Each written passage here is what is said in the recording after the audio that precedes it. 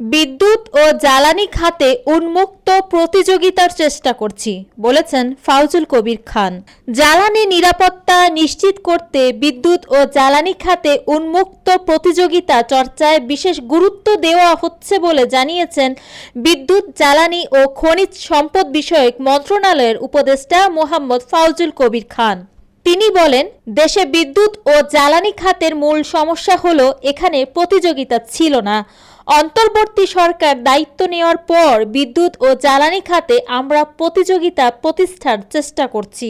শনিবার ঢাকায় এফবিসিসিআই এর মতিঝিল কার্যালয়ে আয়োজিত power and energy scenario in Bangladesh ensuring energy security for development শীর্ষক সেমিনারে তিনি এসব কথা বলেন।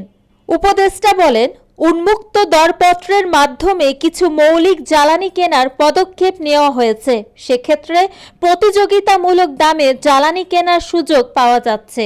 ফাউজুল কবির খান বলেন, দেশের বিদ্যুৎ খাতে বার্ষিক ভর্তুকির পরিমাণ প্রায় 32,000 কোটি টাকা, আর জ্বালানি খাতে বার্ষিক ভর্তুকির পরিমাণ প্রায় 20,000 কোটি টাকা।